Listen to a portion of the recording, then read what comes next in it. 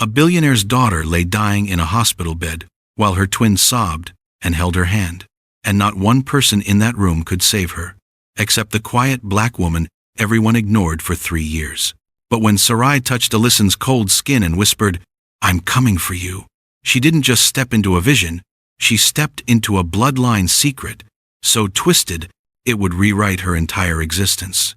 Because some families don't just fall apart, they explode. The machines beeped like everything was fine, but nothing was fine. Ellison Thorne lay completely still in the hospital bed. Her chest barely rose. Her small fingers curled slightly against the white sheets.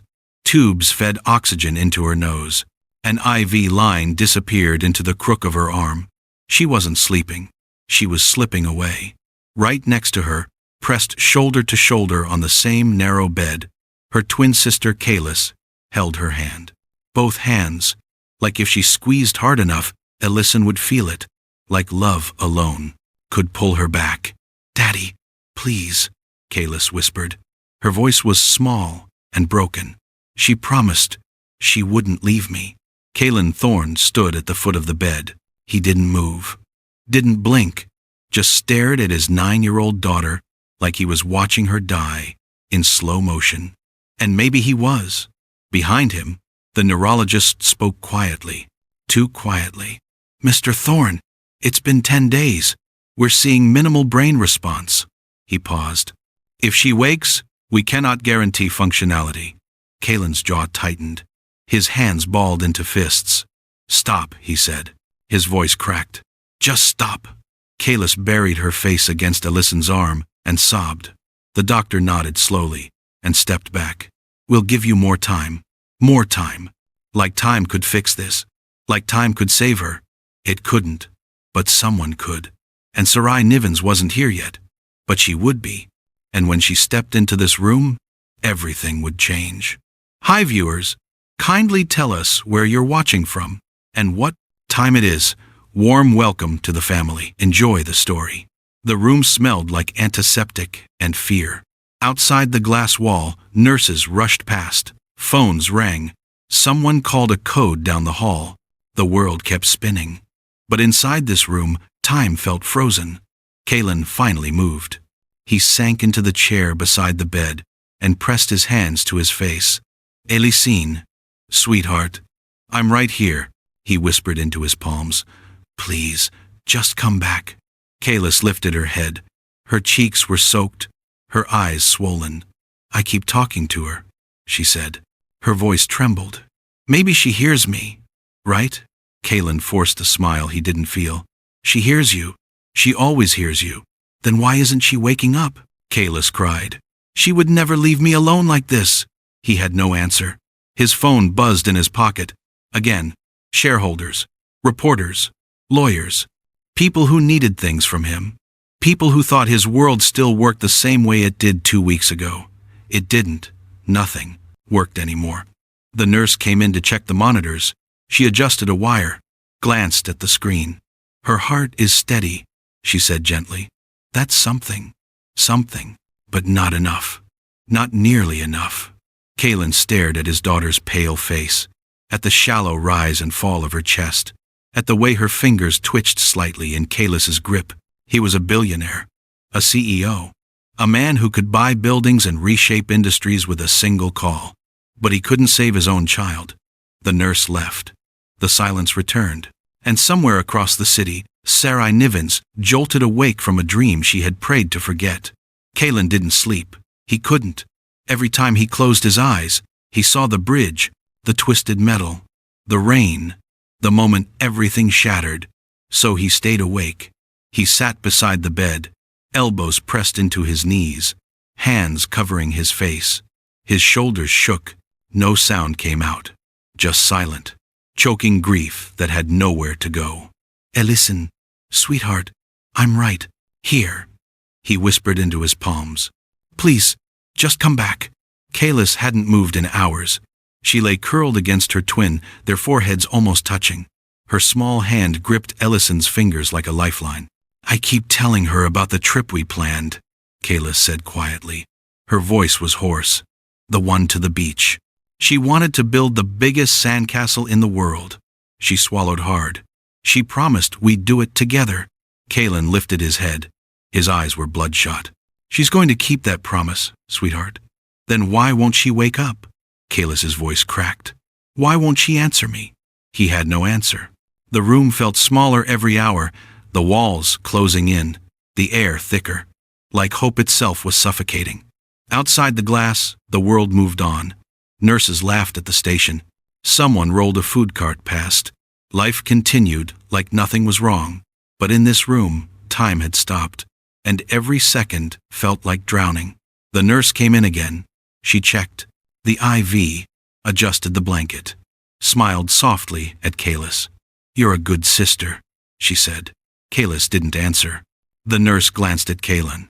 "Her vitals are stable. That's a good sign." Stable, not better, not improving, just stable. Like that was supposed to be enough. Kalen nodded slowly. "Thank you." The nurse hesitated.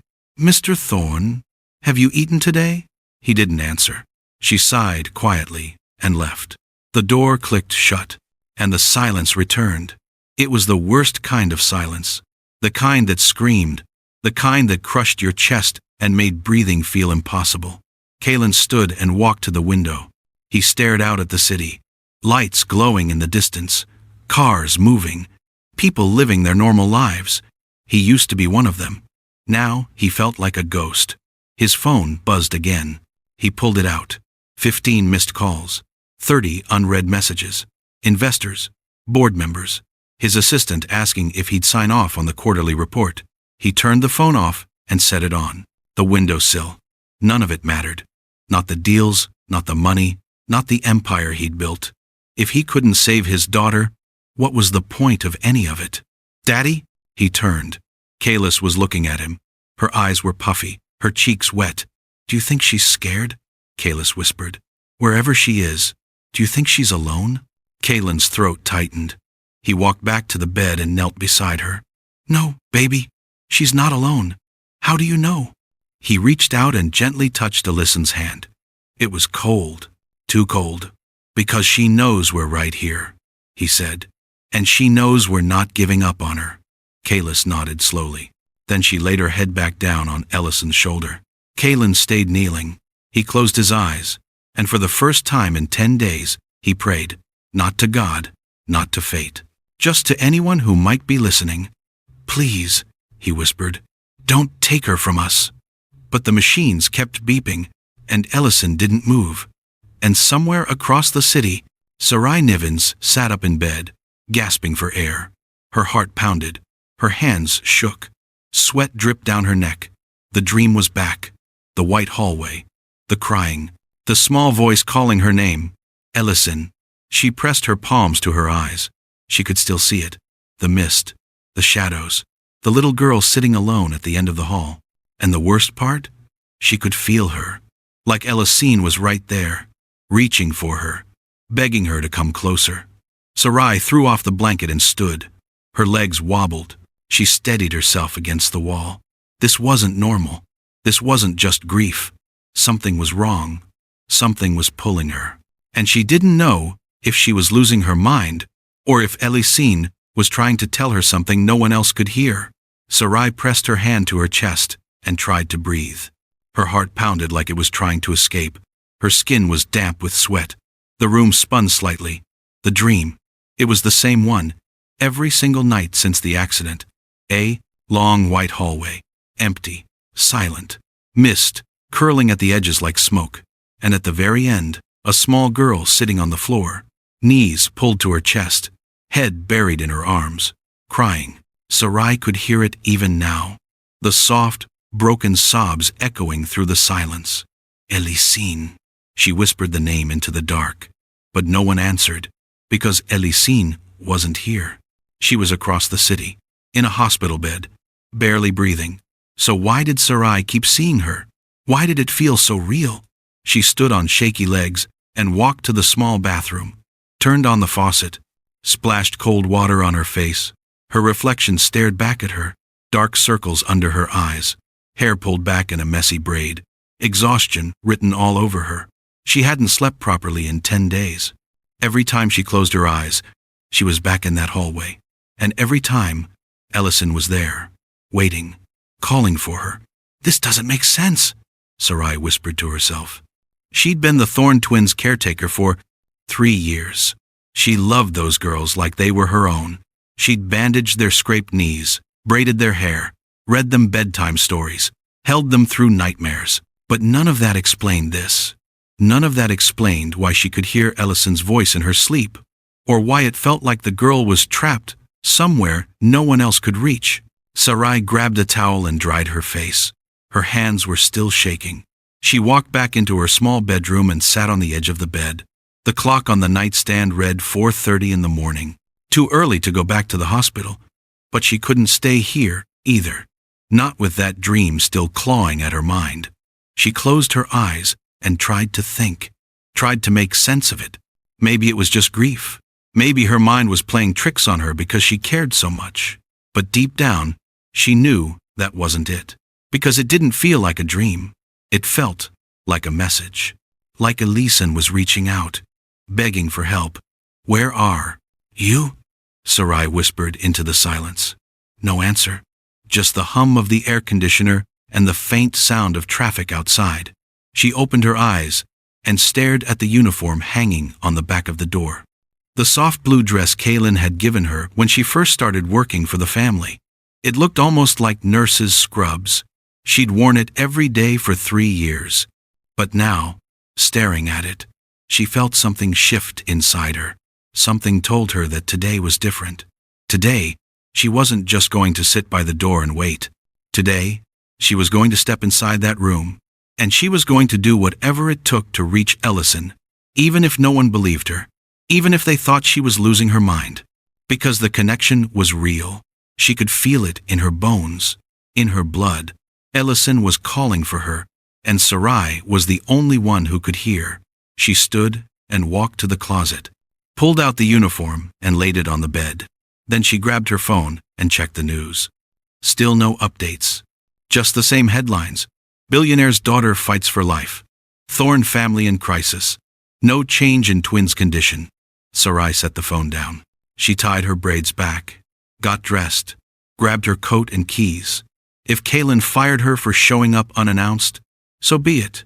If the nurses turned her away, she'd find another way in. Because if she didn't go back, if she didn't try, Ellison wouldn't come back at all. She could feel it. The girl was fading, slipping further away with every hour. And the only way to pull her back was to reach her in that place between worlds. That white hallway, that impossible space. Sarai grabbed her bag and opened the door. The cold morning air hit her face. She stepped outside, and somewhere deep inside her chest, something whispered. Today was the day everything would break open. 10 days ago, Sarai had been standing in the Thorne mansion kitchen. Sunlight poured through the tall windows. The smell of cinnamon pancakes filled the air. She hummed quietly while flipping the last one onto a plate. The twins' favorite breakfast. Her phone buzzed on the counter. She wiped her hands on a towel and picked it up. A news alert lit up the screen. Breaking. Bridge collapse car hanging over river, children trapped. Her stomach dropped. She tapped the notification. The video was shaky. Someone filming from a distance. Rain poured down. Sirens wailed in the background. A black SUV dangled off the edge of the broken bridge, half of it hanging over the water. The front end crushed against the guardrail. 2 small figures clung to the hood. Sarai's breath stopped. She recognized them immediately. Kalis, Ellison. One was screaming. The other wasn't moving. "No," Sarai whispered. "No, no, no." She turned up the volume. Kalis's voice cut through the rain. "Help! Somebody help us!" Her little hands gripped the hood. Her face was twisted in terror, and Ellison lay limp beside her. Eyes closed, head tilted to the side. "Ellison won't wake up!" Kalis screamed. "Please, she won't wake up!" The car shifted. Metal groaned. The back tires slipped closer to the edge. Sarai's phone fell from her hands. She didn't remember calling the driver. Didn't remember grabbing her coat. Didn't remember racing out the door. All she remembered was the sound of Kalis screaming, and the image of Ellison lying there, still, silent. By the time Sarai reached the hospital, emergency crews were already there. Firefighters, paramedics, police officers, reporters. She pushed through the crowd. "I'm their caretaker," she shouted. "Let me through." A nurse grabbed her arm. "Ma'am, you need to wait." "Where are they?" Sarai's voice cracked. "Where are the girls?" The nurse hesitated, then nodded toward the emergency entrance. "They just brought them in. ICU, 3rd floor." Sarai ran. She didn't stop until she reached the ICU waiting room, and that's when she saw him, Kalen Thorne, standing in the middle of the hallway, completely still, his suit soaked with rain, his face pale, his eyes hollow. He looked like a man who'd just watched his world collapse. "Mr. Thorne," Sarai whispered. He turned slowly. His eyes met hers, and for a moment, neither of them spoke. Then his voice came out broken. "Kalis is okay. She's shaken up, bruised, but she's okay." Sarai's knees buckled with relief. "And Ellison?" she asked. Kalen's jaw tightened. He looked away. That silence said everything. Sarai felt her chest cave in. "No," she whispered. "Please, no." She hit her head when the car flipped. Kalen said quietly, "They don't know if she'll wake up." Sarai pressed her hand to her mouth. She could still hear Kalis's scream, still see Ellison lying motionless on that hood. "Can I see them?" she whispered. Kalen nodded. "Kalis keeps asking for you." They walked down the hall together. Neither of them spoke. The silence was too heavy. When they reached the room, Sarai froze in the doorway. Kalis sat on a hospital bed, bandages on her arms, her hair tangled and damp, her eyes red and swollen, and next to her Elisine, lying in another bed. Tubes, wires, machines beeping softly. Kalis looked up. Her face crumpled. "Sarai," she sobbed. Sarai rushed to her and pulled her into her arms. Kalis clung to her, her small body shaking. "She won't wake up," Kalis cried. "I keep telling her to wake up, but she won't listen." Sarai held her tighter. Tears streamed down her face. She looked over at Ellison. So small, so still. And that's when the dream started. That night, Sarai fell asleep in the chair beside Kalis, and she saw the white hallway for the first time, the mist, the silence, the little girl sitting alone at the end. "Ellison?" Sarai called out. The girl lifted her head and whispered, "Please, tell Kalis I didn't leave her." Sarai woke with a gasp. Her pillow was soaked with tears. 10 days later, no one asked Sarai how she was holding up. Some people carry grief silently. If this hits, you don't just scroll, someone else needs to see it too. Now, standing outside her apartment in the cold morning air, Sarai knew the truth. If she didn't go back to the hospital, if she didn't try to reach Ellison, the girl wouldn't come back at all. The hospital parking lot was chaos. Reporters lined the sidewalk, cameras flashing, microphones pushed forward, voices shouting over each other. "Any update on the Thorne family? Is the twin still alive? When will Mr. Thorne make a statement?" Sarai kept her head down and pushed through the crowd. Someone shoved a microphone in her face. "Are you family?" She didn't answer, just kept moving. Her heart pounded. Her hands gripped her bag tighter.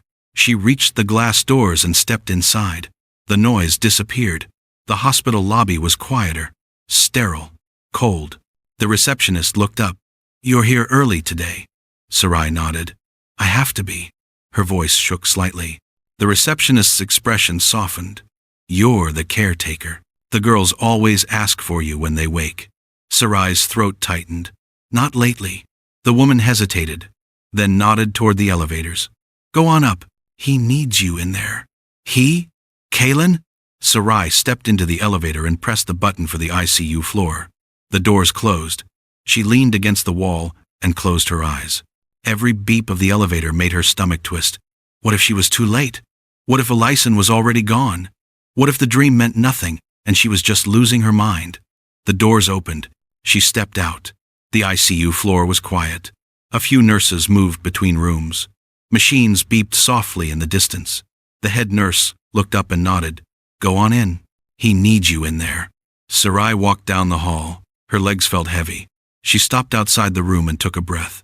Then she stepped inside. and froze. Kalen sat in a chair beside the bed.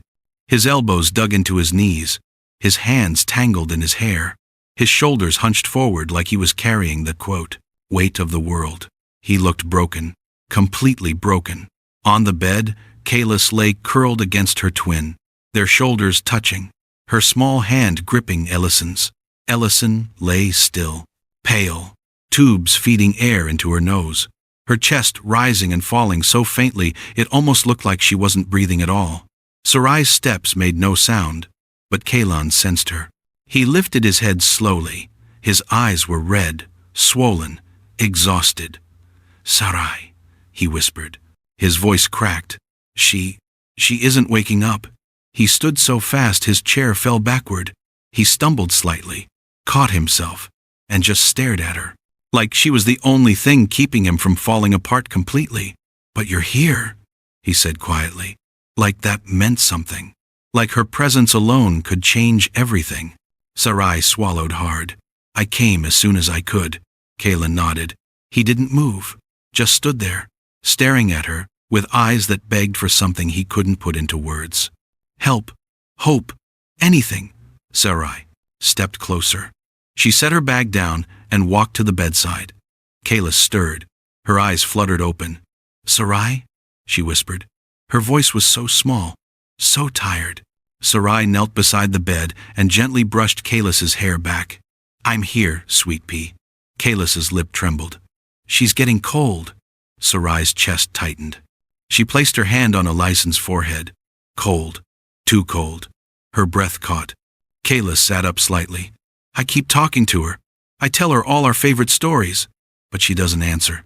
Tears rolled down her cheeks. "Why doesn't she answer me?" Sarai pulled Kayla into her arms.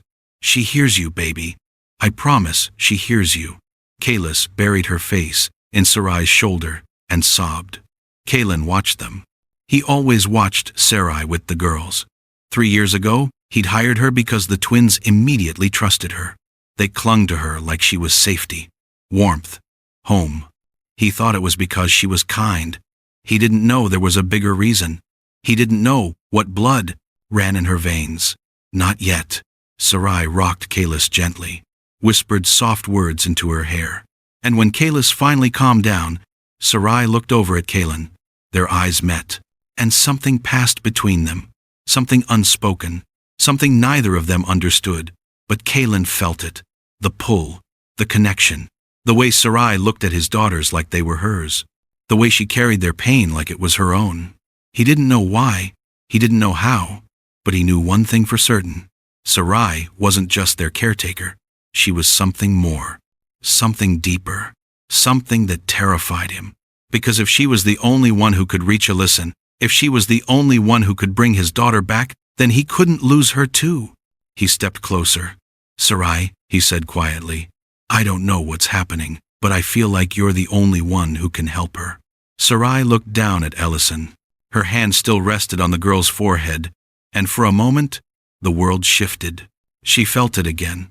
The pull, the connection, the invisible thread tying her to this child.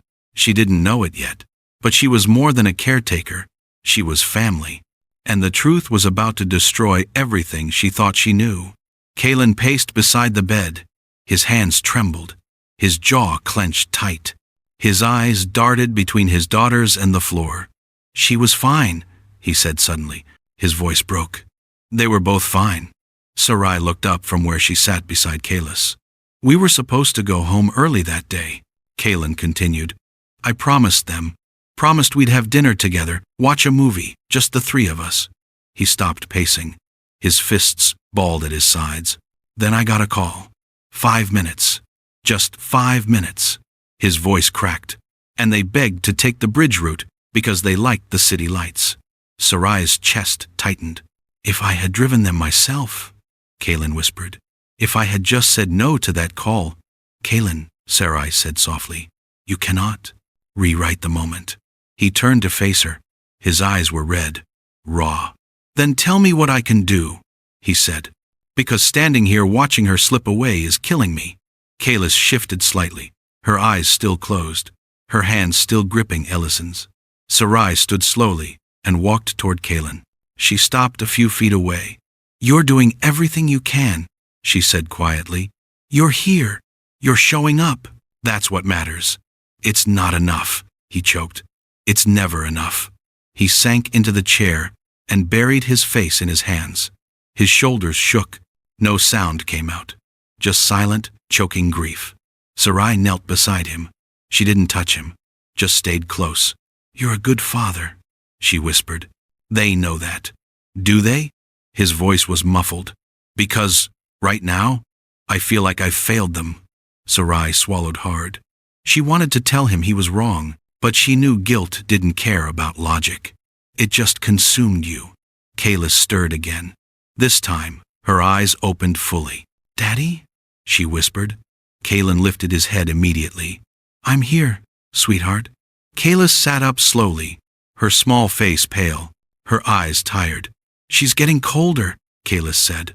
Her voice trembled. "I can feel it." Sarai moved back to the bed. She placed her hand on Ellison's arm. Cold, too cold. Her heart sank. "Come here, baby," Sarai said gently. Kayla crawled into her lap, wrapped her arms around Sarai's neck, buried her face in her shoulder. "I'm scared," Kayla whispered. "What if she doesn't come back?" Sarai held her tighter. "She's going to come back." "How do you know?" Sarai hesitated. Because she didn't know. Not logically, but something deep inside her refused to believe otherwise. "Because she loves you too much to leave," Sarai said softly. "And because we're not giving up on her." Kayla nodded against her shoulder. Kaylin watched them. He always watched Sarai with the girls. The way she held them. The way she spoke to them. The way they relaxed in her arms, like she was home. He'd hired her 3 years ago because the twins immediately trusted her. They clung to her from day one. He thought it was because she was kind, warm, patient. But now, watching her hold Kalis while Ellison lay dying beside them, he realized something. It was deeper than that. The girls didn't just trust Sarai. They needed her, like she was part of them, like she belonged to them in a way he couldn't explain. And the scariest part? He felt it too. That pull, that connection.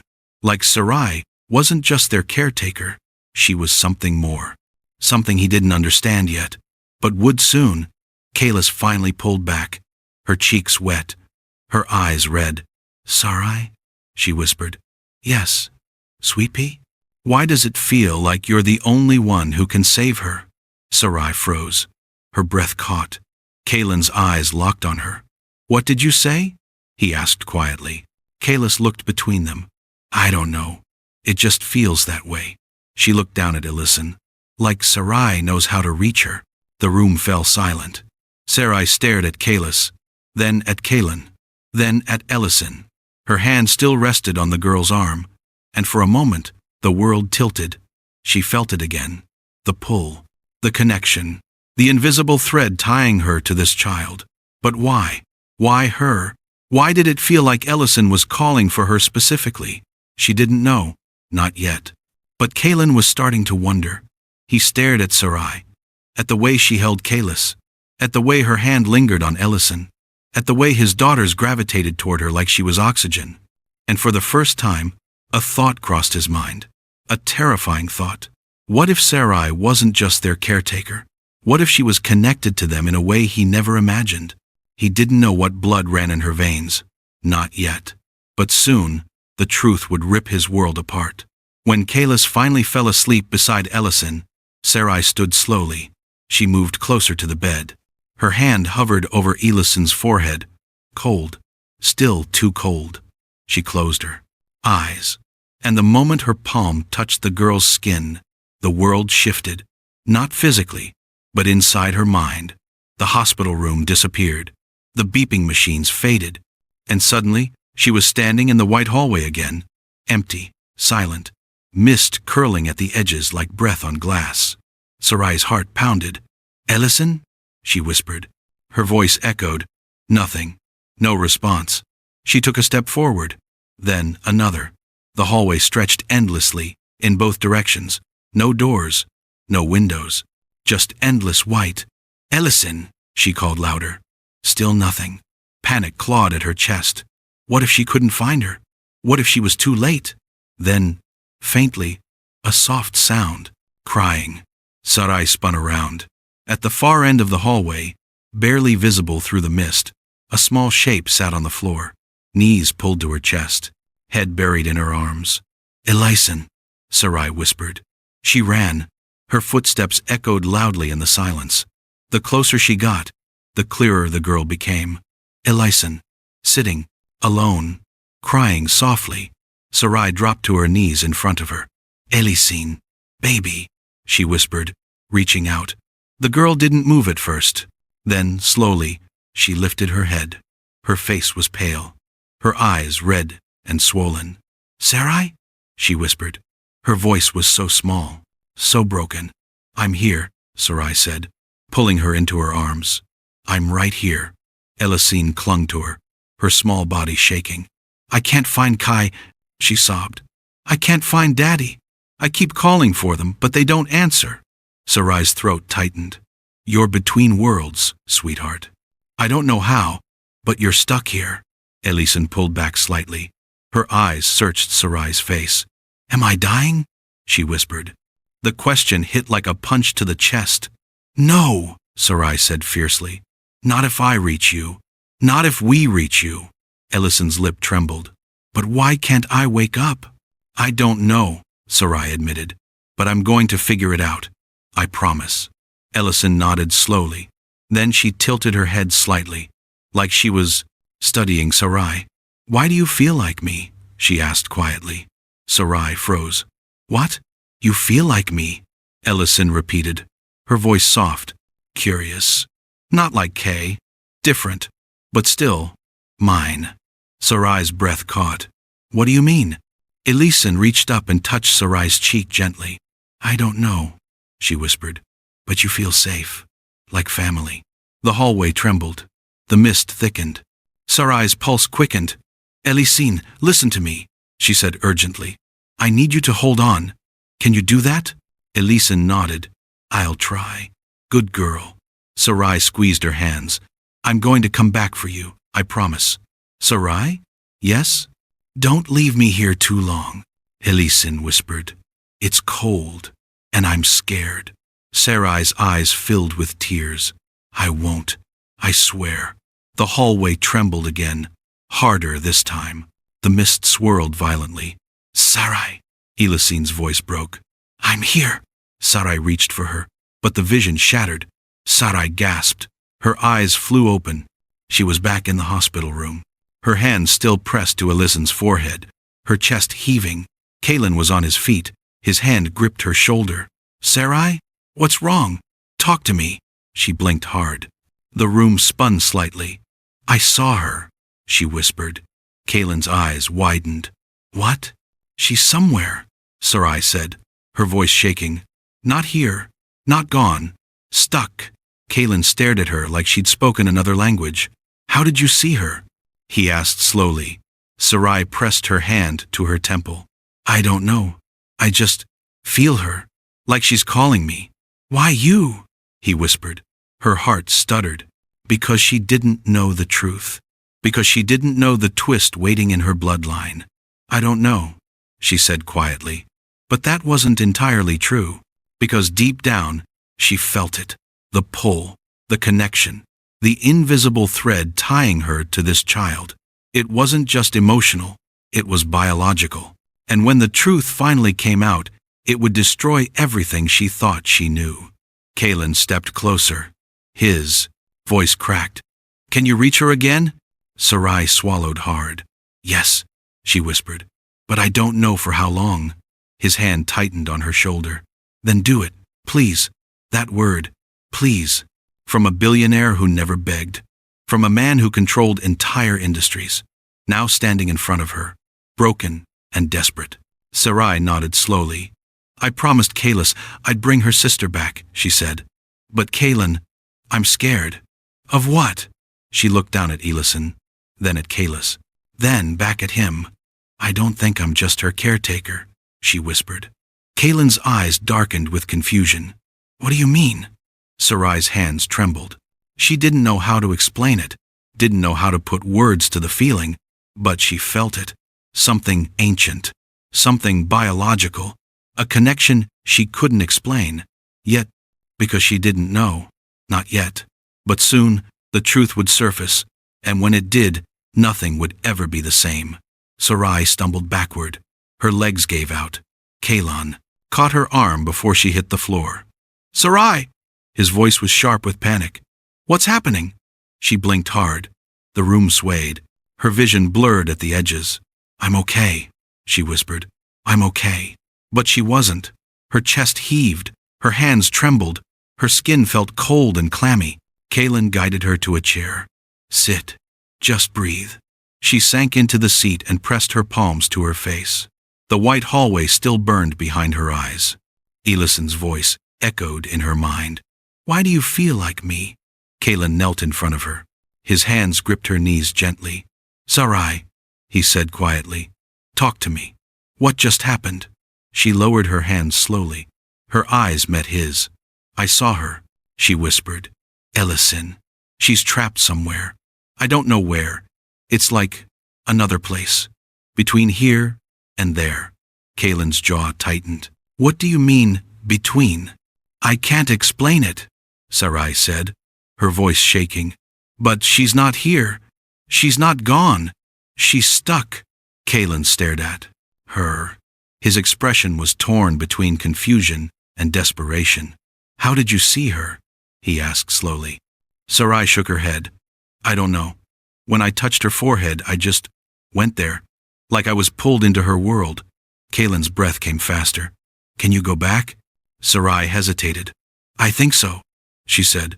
"But Kalon, I don't understand why this is happening to me. Does it matter?" he asked urgently. "If you can reach her." "It matters to me," Sarai interrupted. Her voice cracked. "Because I'm terrified." Kalon's expression softened. "Of what?" he whispered. "Of failing," Sarai said. "Of losing her. Of not being able to bring her back." She looked over at the bed, at Ellison lying so still, at Kalis curled beside her. "What if I can't save her?" Sarai whispered. "What if I'm not strong enough?" Kalon reached up and cupped her face gently. "You are," he said firmly. "You're the only one who can." Sarai's eyes filled with tears. "How do you know?" "Because my daughters trust you more than anyone," he said. "Because Kayla said it herself. You're the only one who can reach her." He paused. His voice dropped to a whisper. "And because I believe you." Sarai stared at him. Trust, faith. He was giving her both, without logic, without proof, just pure, desperate faith. Some people carry gifts they never asked for. If you've ever felt called to help someone and didn't know why this is for you, don't let this story disappear. Sarai wiped her eyes and stood slowly. She walked back to the bed, placed her hand on Alyssan's forehead again. Cold, still cold. "I'll try," she whispered. "I'll try to reach her again." Kalon stood beside her. "What do you need me to do?" "Just stay close," Sarai said. "And if something happens to me, pull me back." His eyes widened. "What do you mean if something happens?" Sarai looked at him. "I don't know what's happening when I go there," she admitted. "I don't know if it's safe. I don't know if I'll be able to come back." Kalon's face paled. "Then don't." "I have to," Sarai said firmly. "She's running out of time. I can feel it." She turned back to Alyson, closed her eyes, took a deep breath, and whispered, "I'm coming, baby. Hold on." The room fell silent. Kalon watched Sarai's face. Her breathing slowed, her body stilled, like she'd left the room entirely. He reached out and gripped her shoulder gently. "Sarai?" he whispered. No response. His heart pounded. On the bed, Kayla stirred. Her eyes fluttered open. "Daddy?" she whispered groggily. "What's happening?" Kalon glanced at her. "Sarai is trying to help Alyson." Kayla sat up slowly. Her eyes landed on Sarai. "She looks like she's sleeping," Kayla said quietly. "She's not," Kalon said. "She's somewhere else." Kayla's eyes widened. "Can she really reach her?" Kalon swallowed hard. "I don't know, but I believe she can." Kayla climbed off the bed carefully. She walked over and stood beside Kalon. She reached out and took Sarai's hand. "Come back," Kayla whispered. "Both of you, please come back." Kalen's throat tightened. He didn't know what Sarai was doing. He didn't know how she was connected to Alyson. But he knew one thing for certain. If Sarai didn't come back, if something happened to her, he would lose more than just one daughter. He would lose the woman who had become the heart of his family, the woman who loved his girls like they were her own, and deep down, in a place he didn't dare admit yet, he would lose the woman he was starting to need more than he ever thought possible. Because Sarai wasn't just their caretaker, she was something more, something ancient, something biological, a connection she couldn't explain yet. But soon, the truth would break free, and when it did, everything would change. Sarai's eyes snapped open. She gasped. Her body jerked forward. Kalen caught her before she collapsed. "I've got you," he said quickly. "I've got you."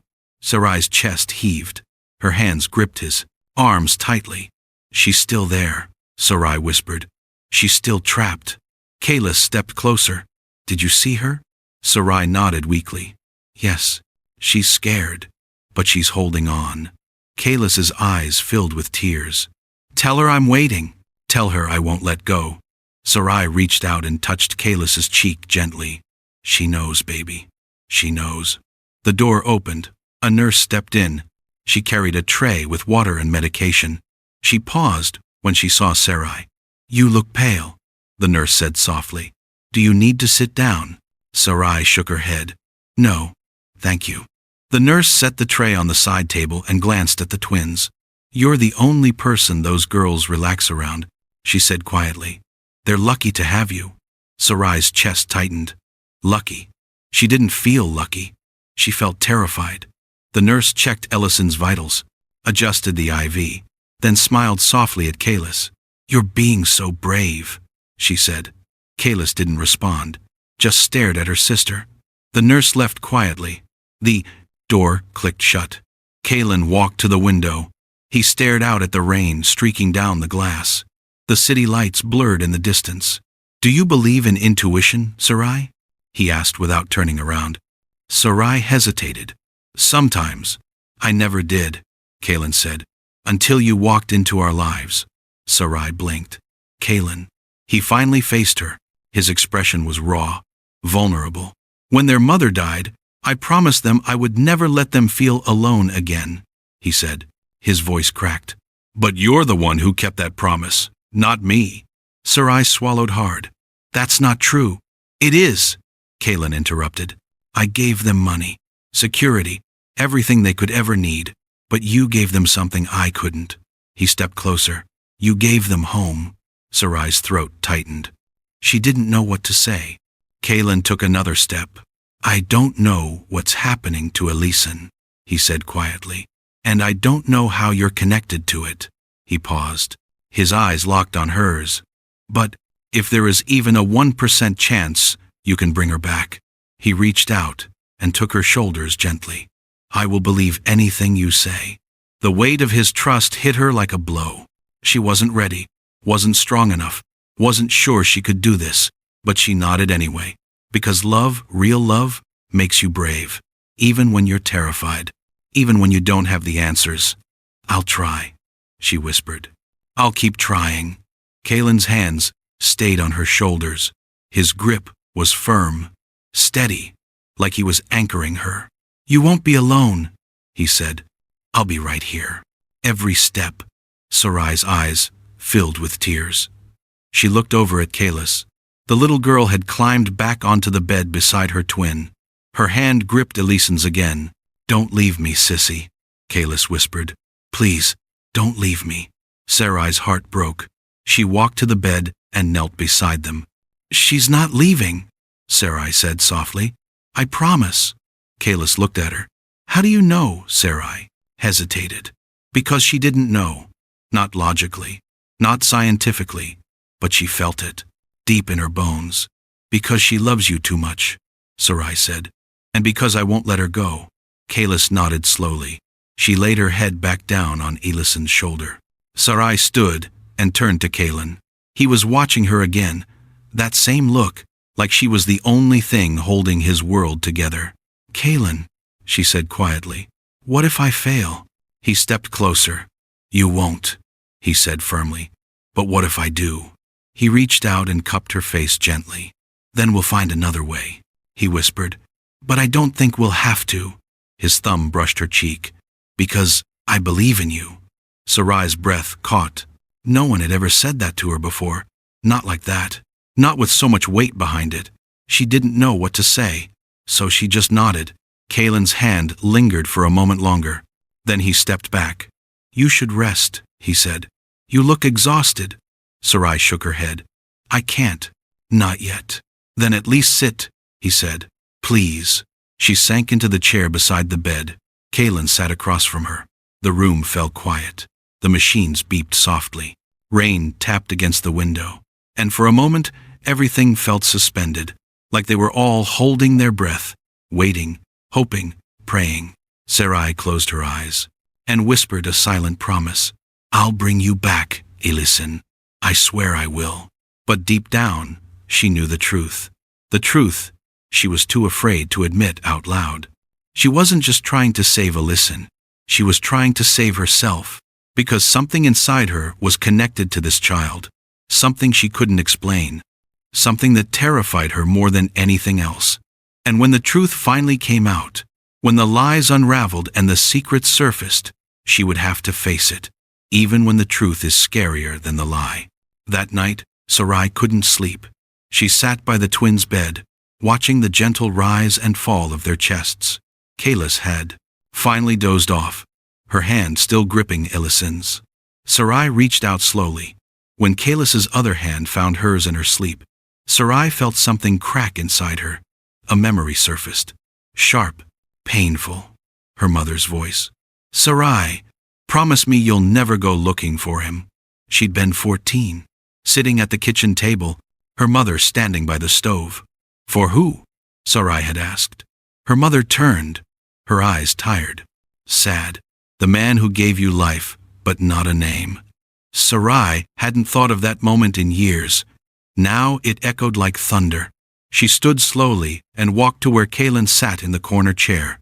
He was half asleep, his head resting against the wall. Kalen, she whispered. His eyes opened immediately. What's wrong? He asked, sitting up. Sarai hesitated, then sat in the chair beside him. My mother, she said quietly, her voice trembling. She worked in a house like yours. She met a man like you. Kalen's expression shifted. He sat forward. She was a caretaker. Sarai continued. Young, hopeful. She fell in love with someone she shouldn't have. Her throat tightened. He left her with nothing but me. Kalen studied her carefully. She refused to tell me his name. Sarai said. Refused to let me find him. She said he was powerful, reckless, already owned by another life. Kalen's breath came slower. Why are you telling me this? He asked softly. Sarai looked down at her hands. Because ever since I stepped into this room, I've felt something I can't explain, she whispered. Like I'm connected to your daughters in a way that doesn't make sense. She looked up at him. And I keep wondering, why me? Kalen's jaw tightened. Sarai, he said slowly. Your mother's name? What was it? Her heart skipped. Why? Just tell me, he urged, his voice tight. Sarai swallowed hard. Rena, she whispered.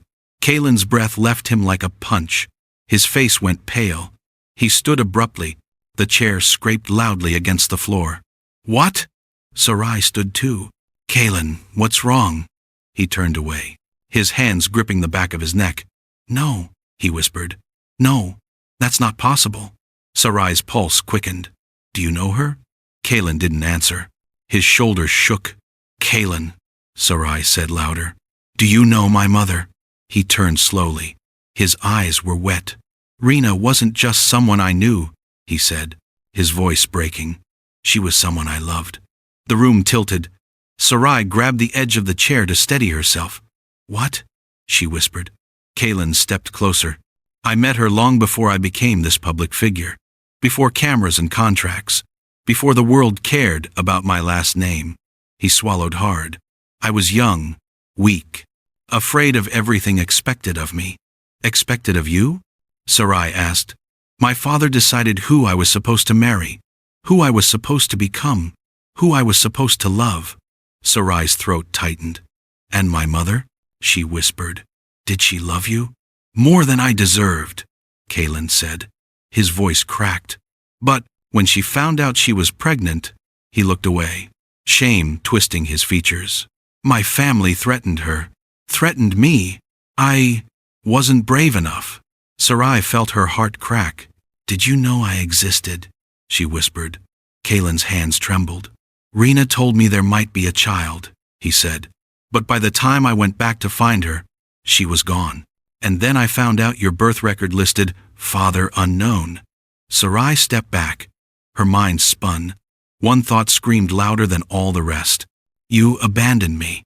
Kalen flinched like she'd slapped him. Sarai, you abandoned me, she said again, louder this time. Her voice wasn't angry. It was broken. My mother died alone. I grew up alone. And you, she gestured toward the room, the mansion beyond. You had 2 daughters, a mansion, a life. She pressed her palms against her temples. All this time, I thought I was invisible. But I wasn't. You just didn't look. Kalen's face crumbled. Sarai, you have every right to hate. I don't hate you, she whispered. I just don't understand why you'd let someone erase me like I never existed. His voice cracked. Because I was a coward. And by the time I found out where you were already grown. I didn't know how to come back without hurting you. You hurt me anyway. Silence. Thick. Heavy. Kalen sank into the chair, his head in his hands. Sarai stood frozen. Everything she thought she knew about herself, about her life, about why she was here, it was all a lie. Because the truth was worse. The truth was about to rip the foundation of her life in half. Kalen stood slowly.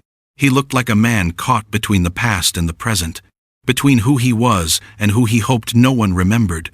Sarai, he said softly. Rena wasn't just someone I knew. His voice broke. She was someone I loved. Sarai froze. The room tilted.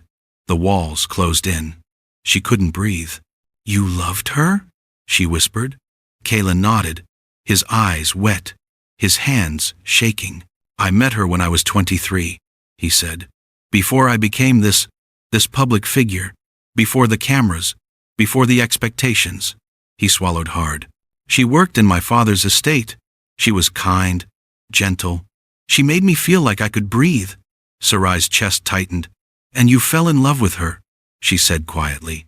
I did, Kalen whispered. More than I've ever loved anyone. He paused. His jaw clenched. But my father had other plans. Sarai's heart pounded. What plans? He'd arranged my marriage before I was even born, Kalen said, to a woman from another powerful family. A woman who would secure alliances, money, power. His voice cracked. I didn't love her. I barely knew her. Sarai stared at him. But you married her anyway. I tried to fight it, Kalen said desperately. I told my father I loved someone else, that I wanted to choose my own life. He looked away. He laughed in my face. Sarai's hands balled into fists. And my mother? She whispered. What happened to her? Kalen's shoulders sagged. When she told me she was pregnant, his voice dropped. I wanted to run away with her. Start a new life. Somewhere far from all of this. He gestured around the room. But my father found out. Sarai's breath caught. He threatened her, Kalen said, his voice trembling. Told her she'd lose everything if she didn't disappear. Told her he'd destroy her family, ruin her name. He paused.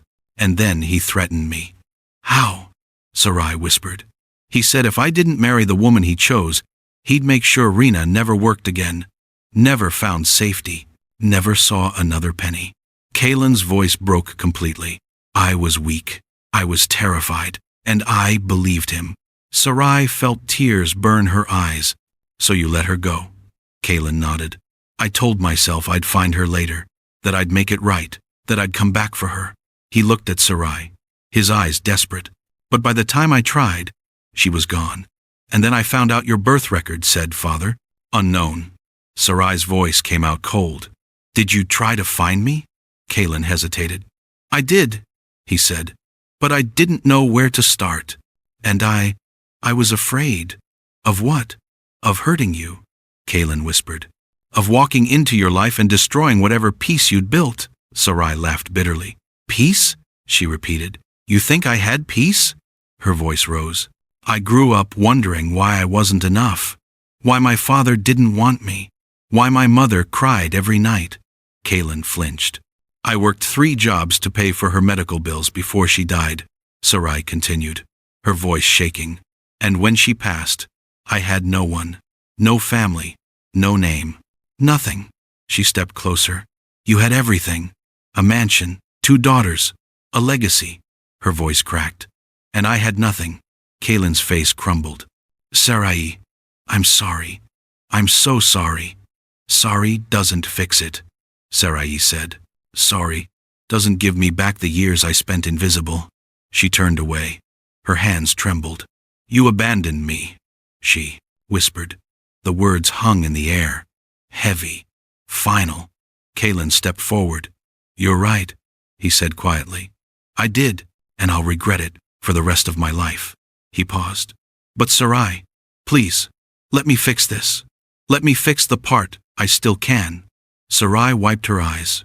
She looked over at the bed, at Kayla's sleeping beside Elison, at the daughters Kaylin had raised, the daughters he'd loved, the daughters he'd protected, while she grew up alone. Fix Elison, Sarai said quietly. Fix your daughter. Kaylin swallowed hard. I think, he whispered, that's something only you can do. Sarai's breath caught. She turned slowly. What?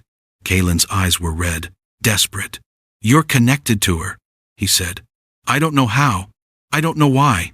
But you are. He stepped closer. And I think it's because you're not just their caretaker. Sarai's heart pounded. What are you saying? Kaylin's voice dropped to a whisper. I think you're their sister. The room fell silent. The machines beeped softly. Rain tapped against the window. And Sarai stood frozen. Because deep down, she'd felt it too.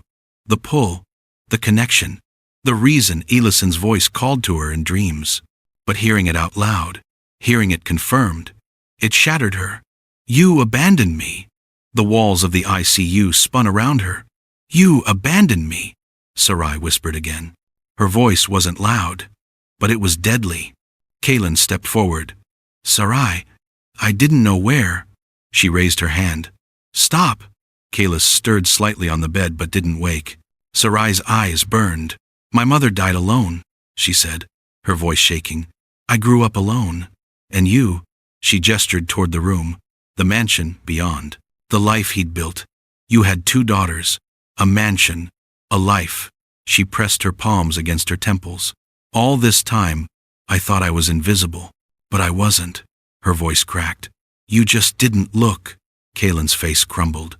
Sarai, you have every right to hate me. I don't hate you, she whispered. I just don't understand why you'd let someone erase me like I never existed. His voice broke. Because I was a coward, and by the time I found out where you were already grown. I didn't know how to come back without hurting you. You hurt me anyway. Silence. Thick, heavy, suffocating. Sarai sank into a chair, her body trembling. Kaylin knelt in front of her. I can't rewrite the past, he said. But God, Sarai, let me at least fix the part of the present that I still can. She wiped her eyes roughly. Fix Ellison, she said, her voice hollow. Fix your daughter. Kaylin swallowed hard. I think, he whispered, that's something only you can do. Sarai looked up sharply. What? Kaylin's eyes were desperate, pleading. You're connected to her, he said. I don't know how. I don't know why. But you can reach her when no one else can. He paused. And I think it's because you're not just their caretaker. Sarai's breath caught. What are you saying? Kaylin's voice dropped. I think you're their sister. The words hung in the air. Sarai stared at him. Her mind spun. Sister? Half-sister. The same blood. The same father. Everything suddenly made sense. The pull she felt toward the twins. The way they trusted her instantly. The way Elison's voice called to her in dreams. It wasn't just love. It was biology. Blood calling blood. Imagine being invisible your whole life, then finding out someone chose not to see you. If you've ever felt unseen, share this. Someone else needs to know they're not alone. Sarai stood abruptly. She walked to the bed, looked down at Kalis and Ellison, her sisters, her family, the family she never knew she had. Does this mean, she whispered, does this mean I could have grown up with them? Kaylin stood slowly. Yes. Sarai's hands balled into fists. I could have been there for their first steps, their first words, their birthdays. Her voice rose. I could have been part of this family from the beginning. Yes, Kaylin said quietly. Sarai turned to face him. But you didn't let me. He flinched. You kept me out, she said. You erased me. You built this perfect life and left me in the shadows. Kaylin's eyes filled with tears. I know. And I will never forgive myself. I don't care if you forgive yourself, Sarai said, her voice cold. I care that you stole my life from me. She stepped closer. I care that while you were tucking them in at night, I was working double shifts just to survive. Her voice broke. I care that while you were reading them bedtime stories, I was burying my mother alone. Kaylin covered his face with his hands. His shoulders shook. I'm sorry, he choked. I'm so sorry. Sarai wiped her eyes. She looked back at the twins, at Ellison lying so still, at Kalis gripping her hand. Her sisters. The sisters she should have known her whole life. I don't know if I can forgive you, Sarai said quietly. But I know one thing. She turned to Kaylin. I'm not doing this for you. He looked up. I'm doing this for them, she said, because they're innocent, and they deserve to have their sister back. Kaylin's breath caught. Sarai. She walked to the bed, placed her hand on Ellison's forehead. Cold. Still cold. I'm going to bring her back, Sarai said, her voice steady. Not because you asked me to, but because she's my sister. She closed her eyes. And I won't abandon her the way you abandoned me. The room fell silent. Kaylin stood frozen, watching her. And for the first time since this nightmare began, he realized the truth. Sarai wasn't just the key to saving Ellison. She was the missing piece of his family, the daughter he'd lost, the sister the twins needed. And if he didn't earn her forgiveness, if he didn't prove he could be the father she deserved, he would lose her all over again. Sarai returned to the bedside. Kalis slept curled against her twin, fingers locked tightly around Ellison's. The sight stole Sarai's breath. She placed a trembling hand on Ellison's cheek. Cold again. Too cold. The moment she touched her, the world slipped. White corridor. Stillness. Silence. But this time, Sarai saw something new. A doorway at the end of the hall. A dim golden glow pulsed from it. Ellison, she called. The little girl appeared slowly, like she'd walked from the shadows. Sarai, she whispered. I don't know where to go. The door keeps moving. Sarai knelt and cupped her face. Sweetheart, listen to me. Your sister is waiting. She's holding on to you with all her strength. Ellison's lip trembled. I miss her. She misses you more. Ellison leaned into Sarai's shoulder. Why do you feel like me? She whispered again. Sarai froze. What do you mean? You feel like a sister, Ellison said softly. Not like Kai. Different. But still. Mine. The air around them flickered. Sarai's heart thudded. She swallowed. Ellison, I need you to follow me. The girl grabbed her hand. The hallway rumbled. Sarai could feel the real world slipping. This time, she wasn't sure she could come back. But she had to try. For Ellison. For Kalis. For the family she never knew she had. Come on, baby, Sarai whispered. Let's go home. They walked together. Slowly. Each step echoed through the silence. The golden door grew brighter. Warmer. But the hallway trembled violently. The mist thickened. Sarai. Ellison's voice shook. I'm scared. I know, Sarai said. But I'm right here. I won't let you go. Ellison squeezed her hand tighter. They kept walking. The door pulsed like a heartbeat. Sarai could hear it now. Real sounds bleeding through. Kalis crying. Kaylin begging. Nurses shouting. We're almost there, Sarai whispered. But the hallway fought back.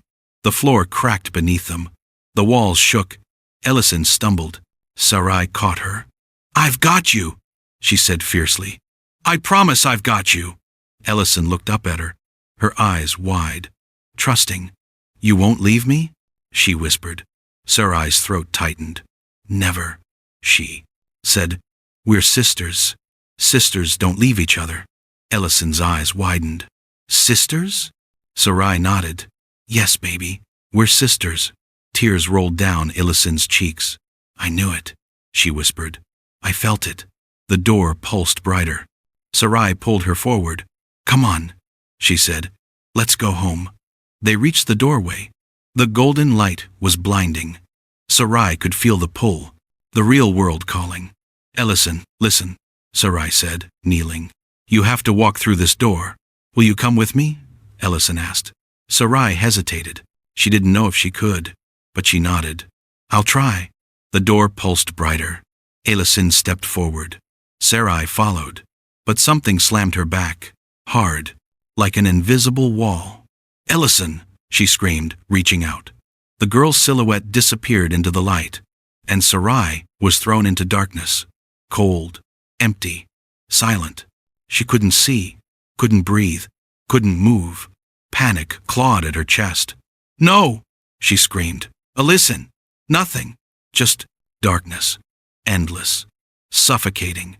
She tried to move, tried to run, but her body wouldn't respond. "Please," she whispered. "Please let me go back." But the darkness held her, and somewhere far away, in the hospital room, Elison's back arched. Her fingers twitched in Kalis's grip. The nurse shouted, "She's responding!" Kaylin stumbled backward, tears streaming. "Ellison! Baby!" Her eyelids fluttered. Kalis bolted upright. "Sissy? Ellison?" Ellison made the smallest sound. Kalis screamed into the air. Pure relief. "Daddy, she heard me! She heard me!" Nurses rushed in, adjusting wires, checking vitals, shouting numbers. But Kaylin didn't move toward them. He moved toward the floor. Because Sarai, his daughter, lay, unconscious on the ground beside the bed. He dropped to his knees, gathering her in his arms. "Sarai? Sarai!" She didn't move. Her pulse was faint, her breathing shallow, like she had traded places with his child. The nurse gasped, "Get a doctor, now!" Elison opened her eyes fully, dazed and confused. She whispered one word, "Sarai," and then, "She saved me." The entire room froze, except Kaylin. He held Sarai tighter. "Please," he whispered, "please don't take both of my daughters." In the hospital room, Ellison's heartbeat spiked.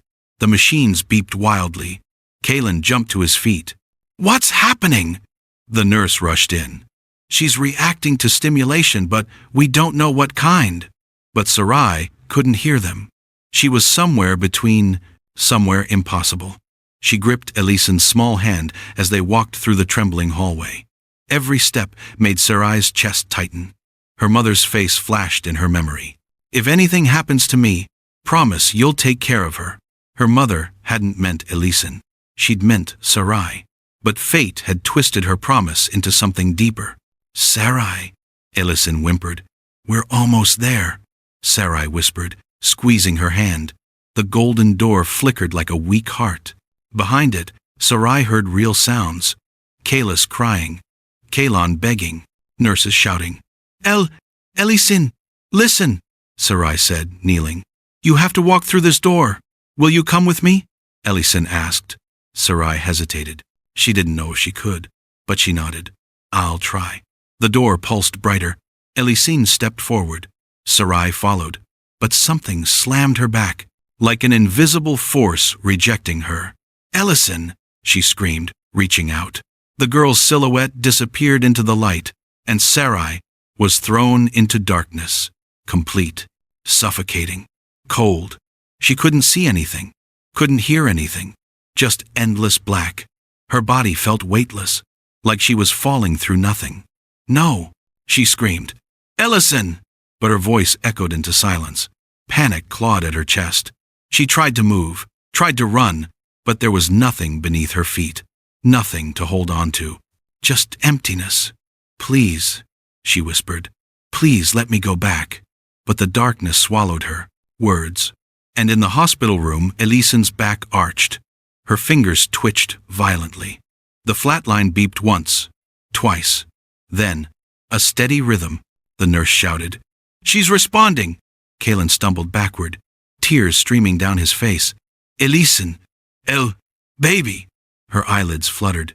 Kalis bolted upright. Sissy? Ellison? Elisen made the smallest sound. Kalis screamed with pure joy. Daddy, she heard me! She heard me! Nurses rushed in, adjusting wires, checking vitals, shouting numbers. But Kalen didn't move toward them. He moved toward the floor, because Sarai, his daughter, lay, unconscious, on the ground beside the bed. He dropped to his knees, gathering her in his arms. Sarai! Sarai! She didn't move.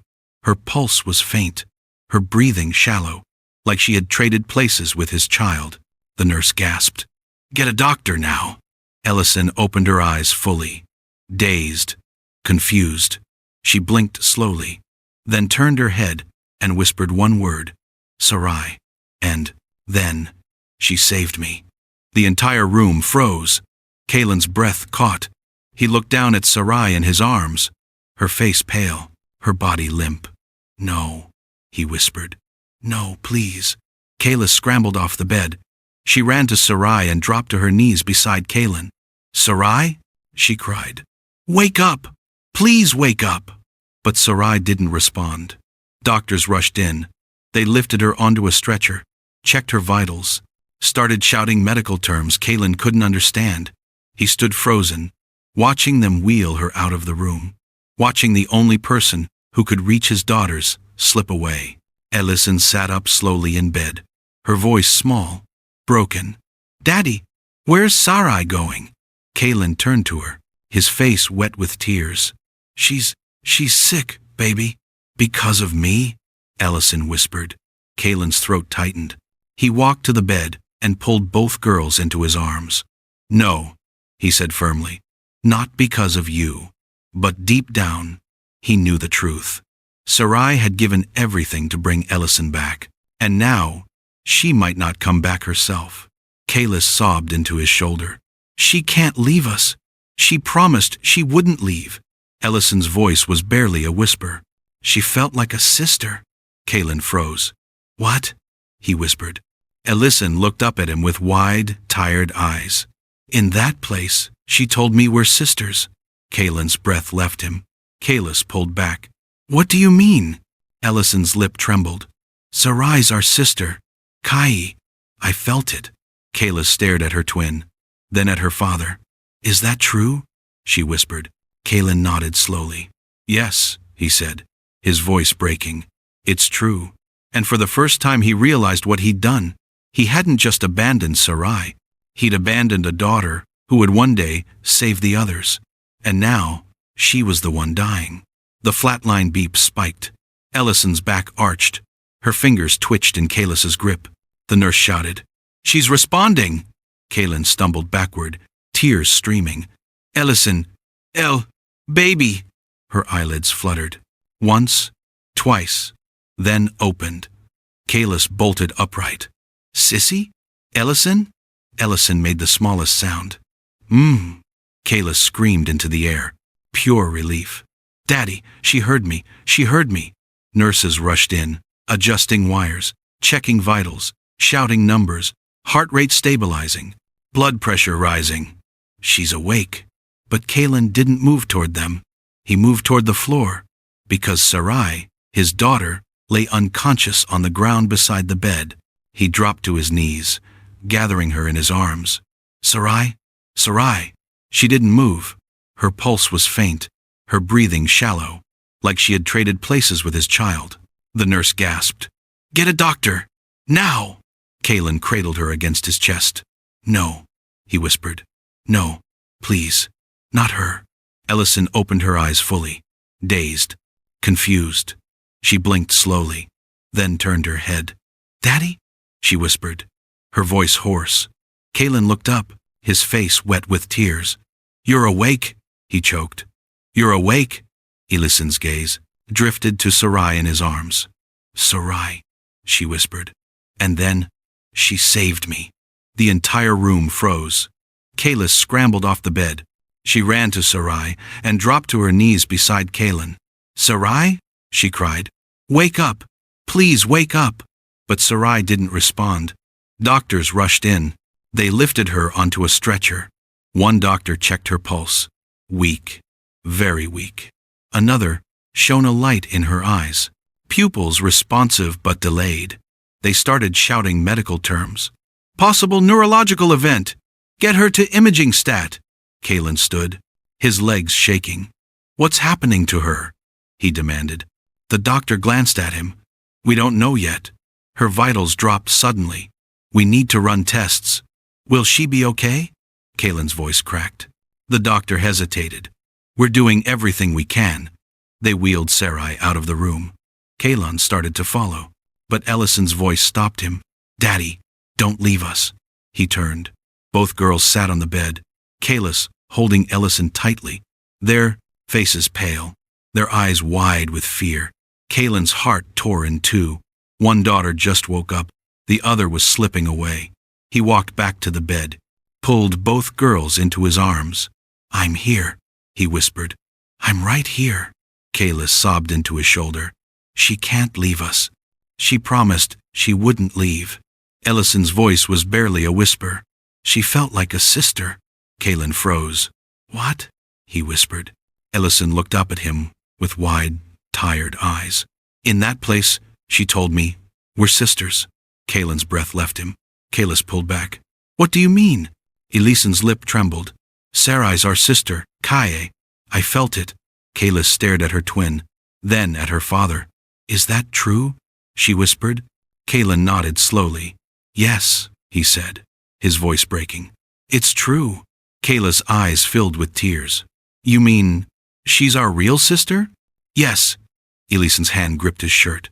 "Then we have to save her, like she saved me." Kaylin's throat tightened. "I don't know how," he whispered. "But we can't lose her," Kayla said, her voice desperate. "Not now. Not after we just found out." Kaylin held them tighter. "We won't," he said. "I promise we won't."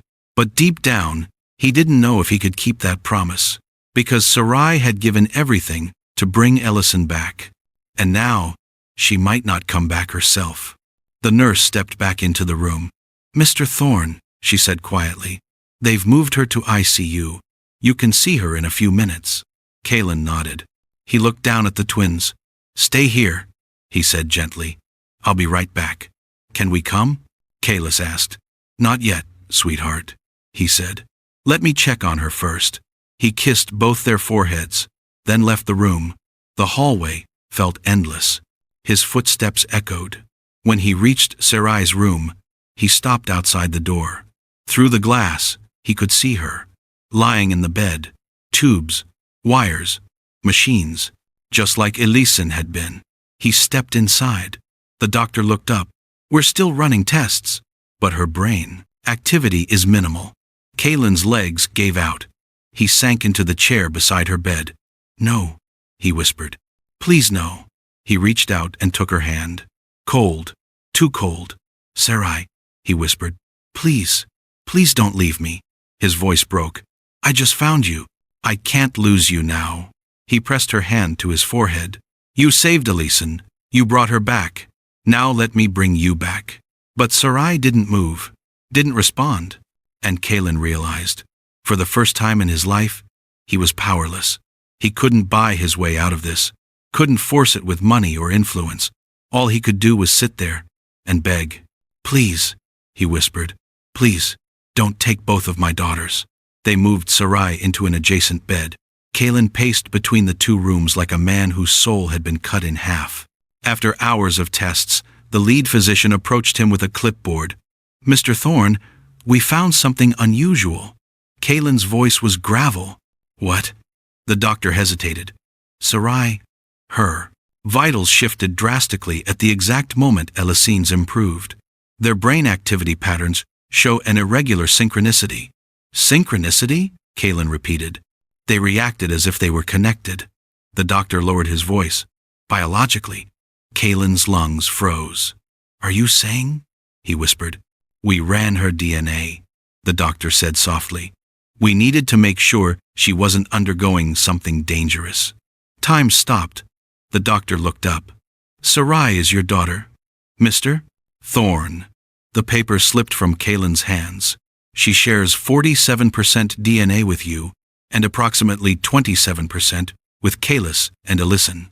27%. Sibling percentage. The universe punched him in the stomach. His legs gave out. He sank into a chair, shaking violently. "My God!" He stared at Alyson, at Kalis, at Sarai unconscious on the next bed. 3 daughters. 3. And he had only raised 2. And the one he abandoned just saved the one he almost lost. Blood doesn't lie. Family isn't always who raised you, it's who shows up when it matters. If this story moved you, let others see it. Some truths need to be heard. Kaylin's hands covered his face. He sobbed, not quietly, loudly, violently, like something inside him had finally broken open. The doctor stepped back. "I'll give you some time." He left quietly. Kaylin sat there, alone, with the weight of his choices crushing him. He stood slowly, walked to Sarai's bedside. Her face was peaceful, too peaceful. He brushed a braid away from her forehead, sat heavily in the chair beside her. He took her hand and lowered his forehead onto it. "I'm sorry," he whispered, his voice breaking completely. "For everything. For not being there. For not knowing. For not searching harder. For being afraid to face my past." His tears dropped onto her knuckles. "I should have protected you," he choked. "I should have loved you. I should have raised you right alongside them." He lifted his head, looked at her face. "You're my daughter," he whispered. "My firstborn. And I didn't even know." His voice cracked. "I'm so sorry."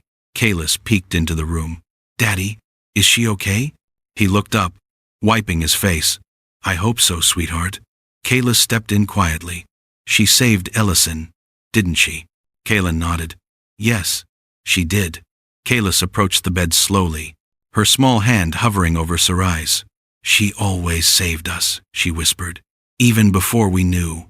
Ellison appeared behind her sister, unsteady but awake, leaning on a nurse. She looked fragile, small, soft, but alive. Both girls claimed Sarai's hands. Kaylin watched them, chest aching. This is what he should have built years ago.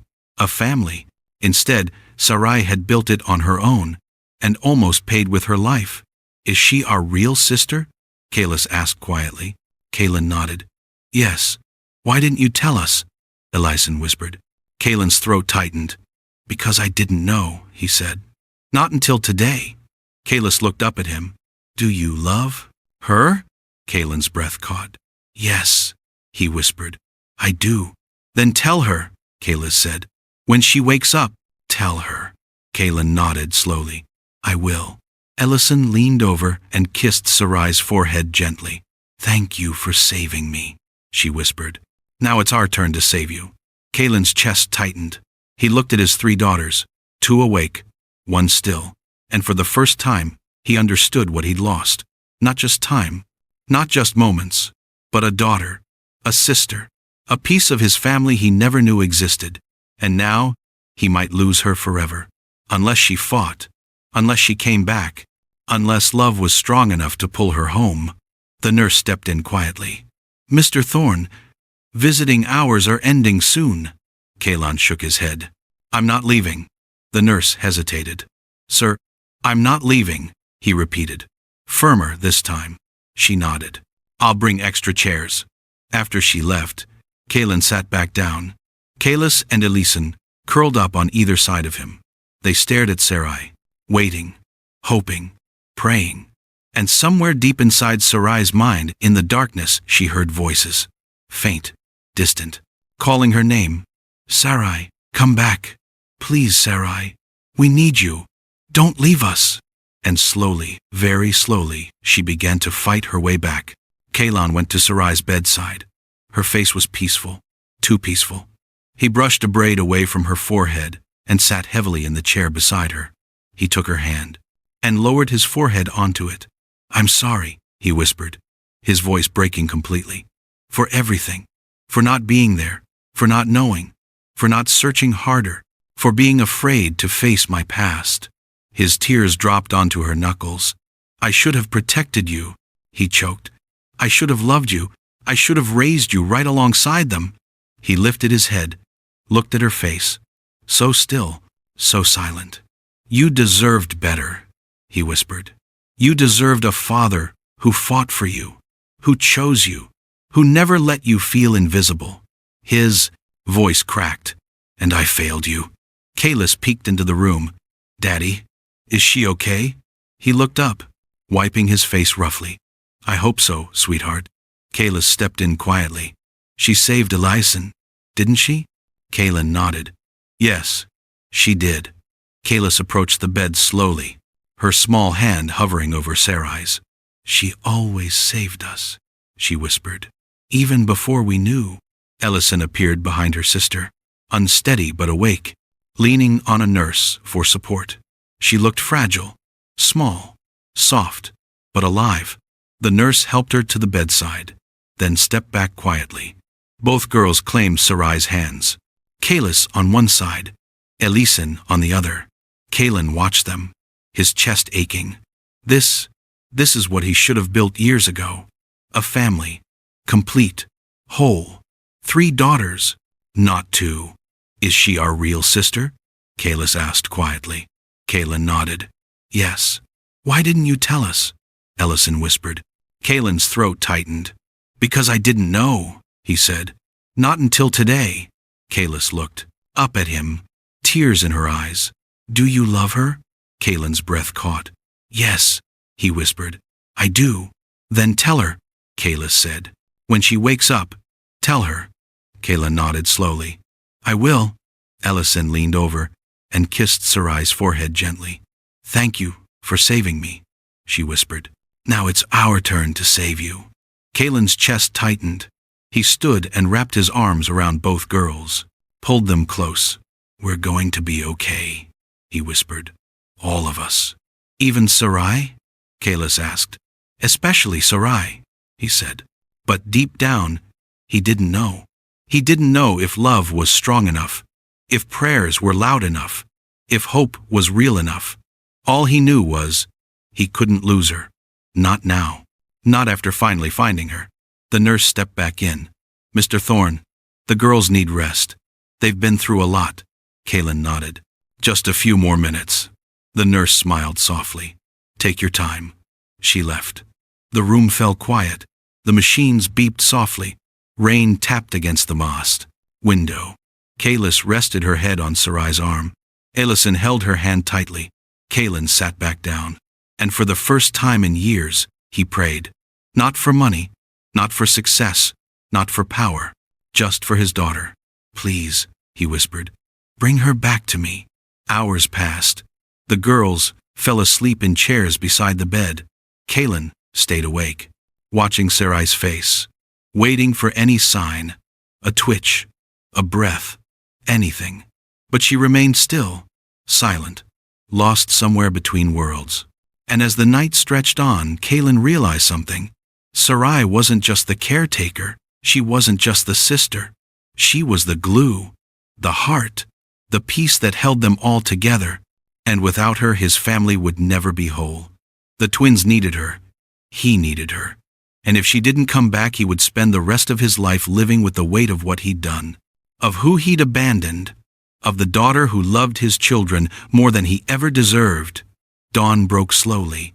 Light crept through the blinds. Kaylin's eyes burned with exhaustion, but he didn't sleep, couldn't sleep. He just watched, and waited, and hoped. And then Sarai's fingers twitched, just slightly. Kaylin's breath stopped. Sarai, he whispered.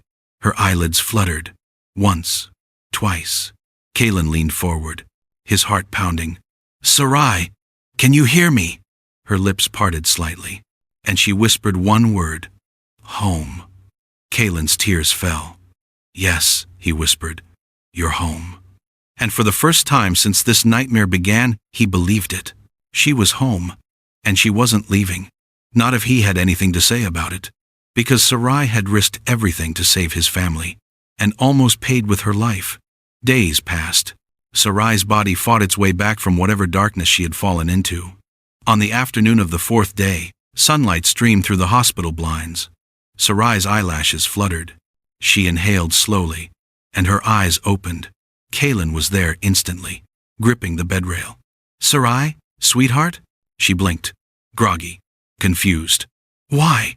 Why does everything hurt?" Kalis ran to her, climbing gently onto the bed. "You saved Ellison. You pulled her back.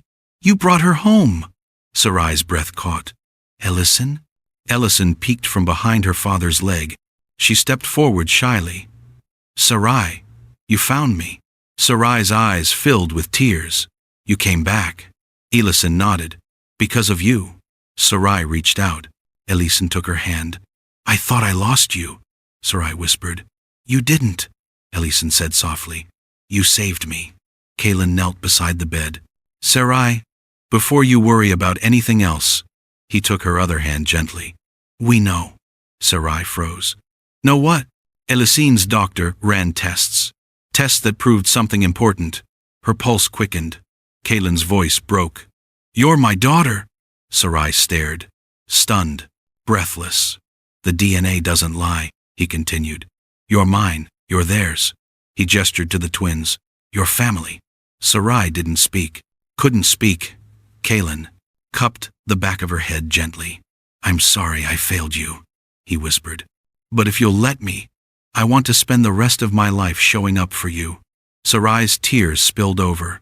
"I don't know if I can forgive you," she whispered. Kaylin nodded. "I understand. But I want to try," she said, her voice breaking. "Because I'm tired of being alone." Kaylin's breath caught. "You're not alone," he said firmly. "Not anymore." Sarai looked at the twins. Kayla's had tears streaming down her face. Ellison smiled softly. "We're sisters," Ellison said. "For real." Sarai's chest tightened. "Sisters," she repeated. Kayla's climbed fully onto the bed and wrapped her arms around Sarai. "I'm so glad you're okay," she sobbed. "I was so scared." Ellison joined them, hugging Sarai from the other side. Sarai held them both, her sisters, her family, the family she never knew she had. Kaylin watched them, his heart full and broken, and healing all at once. "I know I don't deserve this," he said quietly, "but I'm going to try, every day, to be the father you deserved." Sarai looked at him. His eyes were red, his face worn, his shoulders heavy with regret. But he was here, and he was trying. And maybe that was enough. For now. "Okay," she whispered. Kaylin's breath left him in a rush. "Okay?" She nodded. "Okay." He stood slowly, then stepped closer, and opened his arms. Sarai hesitated. Then she leaned forward and hugged her father. For the first time in her life, Kaylin wrapped his arms around her, held her tightly, and whispered into her hair, "Thank you. Thank you for coming back." Sarai closed her eyes, and for the first time, she felt wanted, loved, seen. The twins joined the hug, all four of them, holding each other, healing together. And outside the room, the nurses watched through the glass. One wiped her eyes. "That's the most beautiful thing I've seen in years," she whispered. The other nodded. "That's what family looks like." Inside the room, Sarai pulled back slightly. "Can I ask you something?" she said quietly. Kaylin nodded. "Anything. Why didn't you look for me sooner?" Kaylin's face crumpled. "Because I was afraid," he admitted. "Afraid of what I'd find. Afraid of hurting you more. Afraid of facing the truth." He paused. "But I should have been braver. And I'm sorry." Sarai nodded slowly. "I believe you." Kaylin's eyes widened. "You do?" "I do," she said. "Because you're here now. And that's what matters." Kalis looked up. "Does this mean you're staying with us?" Sarai hesitated. Kaylin spoke before she could answer. "If you want to," he said. "There's a room for you. Always has been. I just didn't know it was yours." Sarai's breath caught. A room. A home. A family. Everything she'd ever wanted. "Yes," she whispered. "I'll stay." Kalis squealed. Ellison grinned. Kaylin smiled, tears streaming down his face. "Welcome home," Sarai. And for the first time in her life, Sarai believed she had one. A home, a father, 2 sisters, and a future she never thought possible. But deep down she knew the hardest part wasn't over. Because forgiveness takes time. Healing takes time. And trust takes even longer. But she was willing to try, and that was enough. For now, recovery took weeks. Physical therapy for Ellison, emotional therapy for Kalis, daily checkups for Sarai. Kaylin rearranged every business meeting for one purpose: to keep his daughters close. Sarai moved into the estate not as staff, not as caretaker, but as family. Her new room was on the same floor as the twins. Large windows, soft lighting, a bed bigger than any she'd ever slept in. But the best part? The twins followed her everywhere. Kalis braided her hair every morning. Ellison napped against her side every afternoon. Sarai began to smile again. Really smile.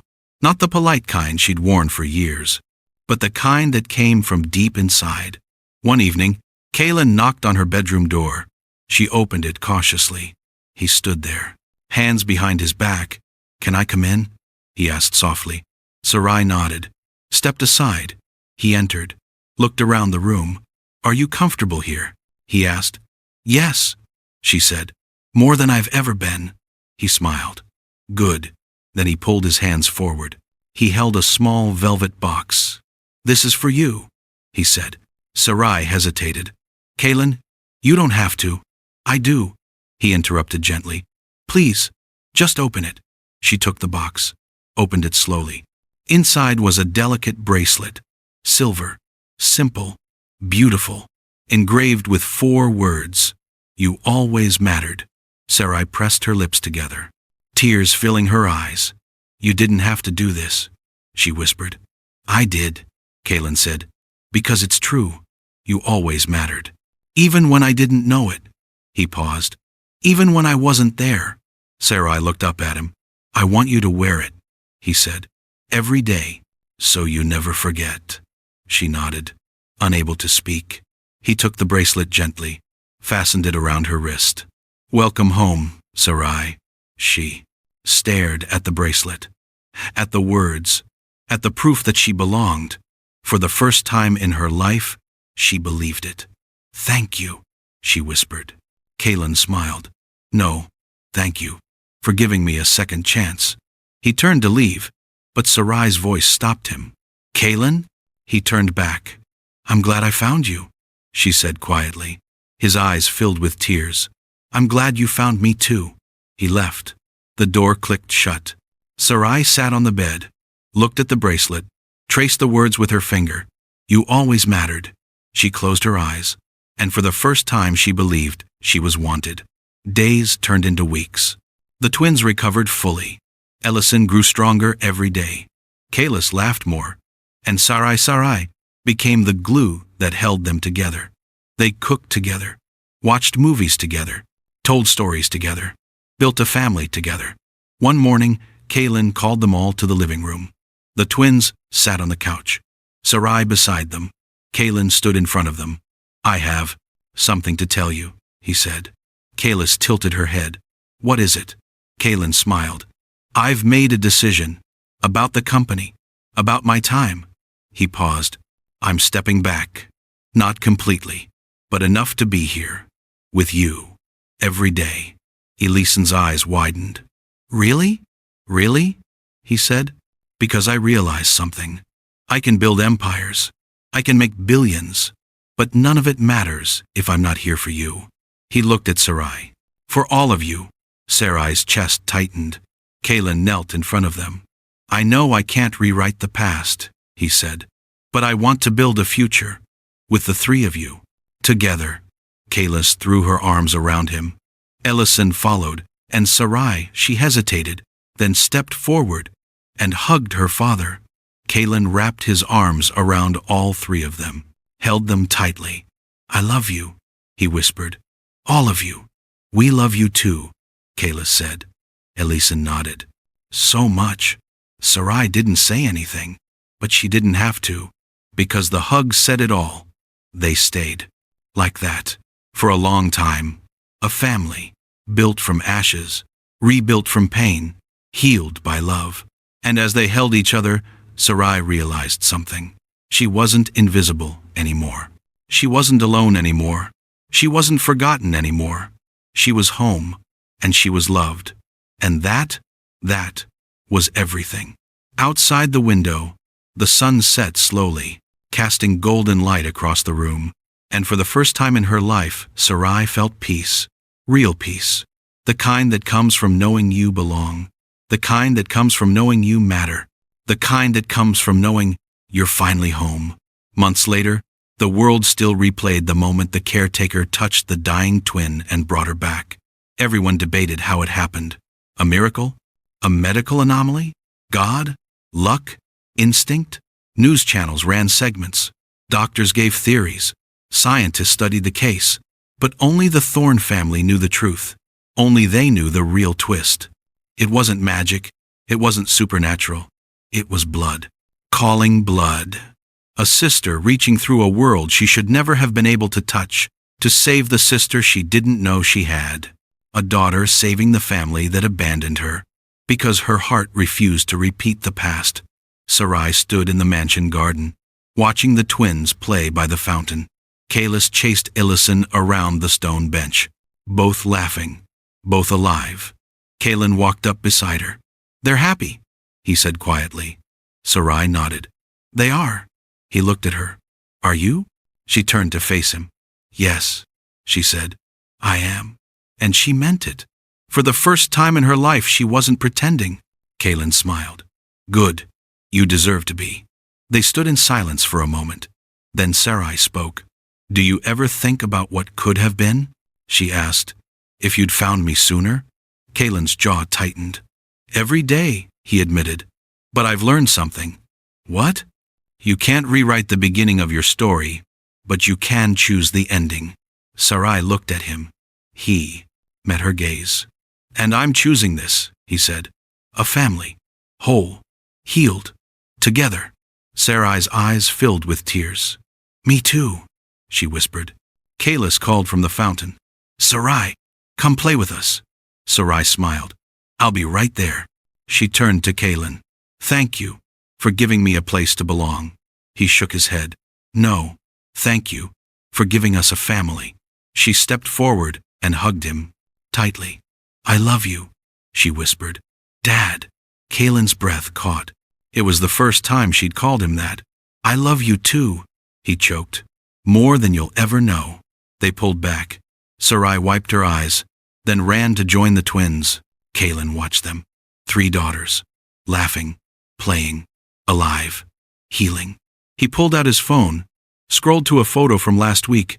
All 4 of them, arms around each other, smiling. A family, finally whole. He posted it. Caption: "Family isn't just blood.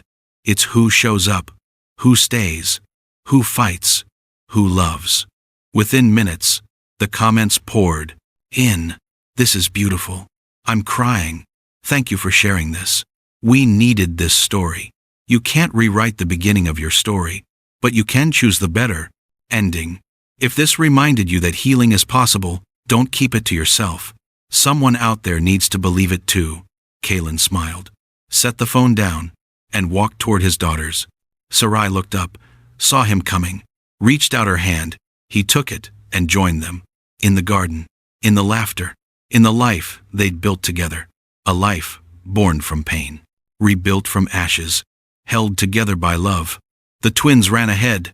Sarai and Kaelin followed, side by side, father and daughter. Finally, and as the sun set over the estate, casting golden light across the garden, the Thorne family stood together. Not perfect, not without scars, but whole.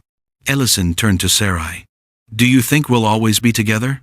Sarai knelt, cupped her face gently. "Always," she said, "because we're sisters, and sisters don't leave each." Ellison smiled. "Promise?" "Promise." Kalis joined them. "Group hug." All 3 girls wrapped their arms around each other. Kaelin stepped in, wrapped his arms around all of them, held them close. "I'm so proud of you," he whispered. "All of you. We're proud of you too." Kayla said. Ellison nodded. You didn't give up. Neither did you, Kaylin said, looking at Sarai. She smiled. We're family, she said simply. Family doesn't give up. And she was right, because the real miracle wasn't how Sarai reached Ellison. It wasn't the visions, the hallways, the connection. The real miracle was love refusing to quit. Love refusing to let go. Love refusing to repeat the mistakes of the past. Sarai didn't just wake a dying child. She woke a father. She woke a family. She woke a home that had been waiting for her since the day her mother whispered her first breath into the world. And as the camera crews died down, as the news cycle faded, as normal life returned, 3 girls ran through the Thorn Mansion halls, laughing, alive, healing, a family finally whole.